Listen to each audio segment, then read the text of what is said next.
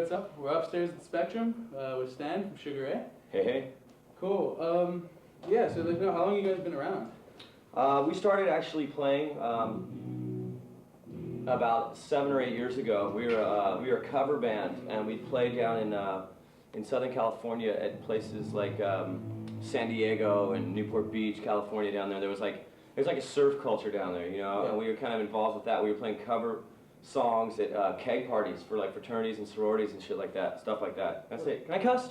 Yeah, go ahead. All right. Yeah. You can beep it out. Shit. No, we don't beep it. It's not censored. All right, cool. So, you know, that's what happened, man. We just started playing covers down at these parties, and you know, after about 2 or 3 years playing these covers and making some money and just like goofing around, we decided to write our own songs, and we'd get gigs at clubs, you know, right down there on the beach, and all the people would come because it would be like a party. Yeah. They'd be like, hey, you know, and we were called the Shrinky Dinks back in the day, you know, before we had to change our name because of a problem with one of the toy makers, because the Shrinky Dinks was a toy by Mattel Toys, and they wouldn't let us use the name. It was kind of a hassle, but so everyone would be like, the Shrinky Dinks, they're playing tonight at this club, and you know, there's free beer, and we're gonna go, and so then, you know, we just got a following, and so it's been about 7 or 8 years, like, as that formation of the band, which is the exact same members except for our DJ, who we added about 4 years ago. Cool. What kind of covers did you do? Like who? We did everything. We did like Motorhead. We did Loverboy, like Working for the Weekend. We just like we learn about 5 or 6 covers every time we practice, so that if people just like yelled out like Pat Benatar or some cheesy ass crap, we could play it. So, and we do like Zodiac Mind Warp or old Circle Jerks or Black Flag stuff, whatever it was. We just try to, even if we didn't really know, we just give it a shot, you know. Cool. And if you guys had a choice right now, if someone came up to you and gave you the chance, what would you guys rather be, musicians or porno stars? I think musicians, you know. I mean, at least me. I mean, I love porno. We have like a huge collection. We used to live together in this big house in Los Angeles. We just moved out recently, but the band lived together for 4 years. And over those 4 years, people in Los Angeles that we got to know, I knew one or two guys that worked for Vivid Video, you know, one of the big porno companies, and they come over and they dump off boxes of like 400 pornos at our house. So we had like 900 films at our house. Oh, yeah. And you know, each guy is like a total porno whiz, you know. I mean, it's not really that much to be proud of, but it's kind of fun. Sure it is. Would you agree that Ron Jeremy is the greatest porno star of all time? I think that shirt, I was going to comment on that. Well, he's got to be one of the most, you know, famous, you know, and the greatest. I mean, the guy's a total fucking pig, you know, which is so great. He's just, you know, he doesn't give a fuck. And he goes out in LA too. In Los Angeles, like, you go out to like a place like a Rainbow, which is like a club there, and he'll pull up and like, you know, valet park his own car. He won't let anyone else park it. He's got like an old like piece of shit car, and he'll get out and he'll just be like, yeah, and he'll give porno mags to like people and just go in the club and, you know, just try to get chicks or whatever he does. But he's great, man. He's a scumbag. Cool. How long ago was it that you guys decided you wanted to be? Well, you personally, how long ago was it you decided you wanted to be a musician? Well, my mom was pretty musical, so I always kind of grew up in like a musical household, but I was probably about 8 or 9 years old, and you know, I was tinkering around on piano and just like, you know, my mom had a microphone and like, you know, a little PA set up, so I'd always like do like the beginning of karaoke type of things, like way back when I was a little tiny kid. So I knew it, like I was going to be involved somehow. I mean, even if I've been, you know, like an act or like a sound guy or something, I'd just be in music. So, but it worked out this way, so I'm not. Cool. How'd you guys all meet? We met in high school. All of us, we went to the same high school except for Murphy, our bass player. Okay. And the reason we met him is because at our high school, his sister went to our high school, and I was dating his sister. And I knew her older brother played in a band at the other high school. So we were just friends, and we just threw it together. We're like, let's get together and play some covers. And you know, that was it. We just knew each other like through you know, friends at school. So that was kind of cool. Do you guys ever feel sometimes like you see in like the No Doubt video for Don't Speak, how the lead singer gets all the attention? Do you ever feel that way towards Mark, or do you ever do you not really give a shit? Absolutely. I mean, I think in any situation where, you know, you have a successful, you have like a successful band with you know, a front person that's either like a Gwen or like a Mark or something, you're gonna get that, you know. But it dates way back, like about 8 years ago. I mean, Mark still got like, I mean, even when we were like this big and just starting out playing covers, I mean, he didn't even need to be in a band. He just got all the chicks anyway because, you know, he's like good-looking front guy, you know, outgoing personality. But so we always known he, you know, that's his role. Our role is this. I mean, maybe some of us aren't really like ecstatic about it, but I mean that's just the way it is. You know, you got to accept your role, and I have a great time. Now it's kind of funny because Mark, sometimes he has a hard time. You know, he has his privacy invaded. You know, 'cause like in the States and stuff, he can't really go to certain places, or else you know he creates like a stir. You know. And I don't have that problem, so I'm happy about that. I love my privacy. I don't need it, you know, fuck with. I mean, I think it's cool that I can walk down the street and just get a beer, do whatever, and not be hustled. Cool. And oh shit, I completely forgot what I was gonna say. Son of a bitch. Yeah. What do you find yourself listening to more? Like, do you listen to a lot of like either punk or ska or whatnot? I think all of our tastes in the band are so eclectic and weird.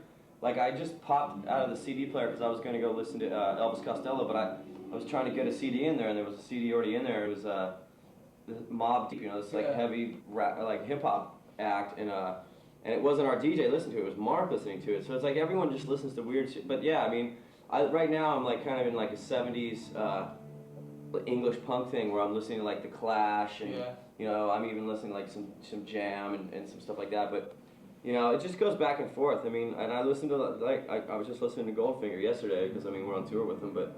You know, it's different. Whatever. I mean, there's Willie Nelson in the front CD player right now too. So yeah, I mean, Johnny Cash. It's a weird thing. It's like everyone likes so many different types of music, and I get turned on to things by like other guys in the band. You know, Rodney, our guitar player, might go, hey, you gotta listen to this Chet Baker disc. Who's this awesome old jazz guy. So it just gets thrown around, and we get regurgitated music on our bus. I like it. Cool. And between us, this summer someone told me Mark looks like Vanilla Ice. What do you think? It's funny because yeah, we got a lot of that. You know, like he used to just have regular brown hair and whatever. And then like one of our friends who's like a hairdresser goes, "I'm gonna cut your hair. I'm gonna give you a new look." So Mark goes, "All right." And the guy who does it was actually like this friend of ours who's like he actually cuts hair, but he's a drunk. Oh shit. You know? So like they were drinking beers and they were doing Mark's hair, and he like put all this like bleach in the front and like spiked it up, and he did look like Vanilla Ice. And so someone started a rumor that it was Vanilla Ice and this is his new band.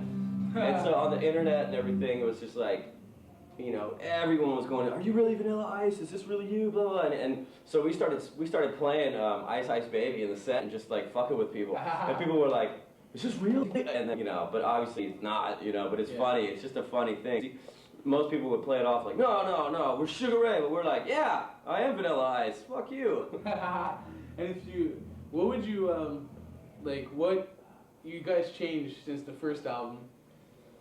Like, how do you explain the change? I mean, I think, you know, after our first record came out and we went on tour for quite a while, I mean, we toured for over a year, and we got to Europe like 4 or 5 times, and I don't know, we just got to know each other on the road as opposed to just like friends that jammed in a band. I mean, we were like together so much that like we every step of the band increased a little bit. Like the experiences just like on the road or just lyrically or just musically just got better. I mean, we were just you know, a tighter unit. So I think that, and then with the second record we worked with this producer who is a phenomenal genius, you know, this guy named David Kahn, and he really took our whole ideas about approaching songwriting and production of music and get to the next level. So that's what really changed. We just kind of grew up, you know. Cool.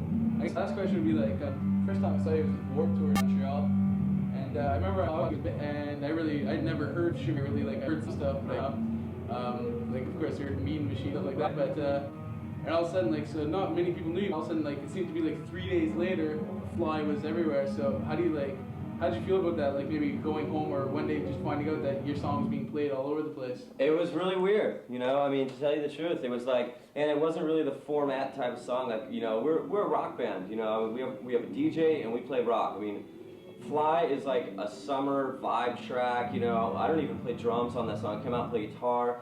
And it was weird. It was like, you know, it pretty much was 1 or 2 or 3 days, you know. It was like, boom, I saw it on MTV like 10 times and heard it on the radio like 100 times. And it was just like, this is phenomenal. You know, I don't know if it's going to hurt us or what, but we were just like, we've been playing together for 7 or 8 years, and it's like, you really want a song on the radio, and you really want it, you know, that, you know, some bands, they're like, oh, we don't want that commercial success, but we were like, we want it, you know, that's what we're shooting for.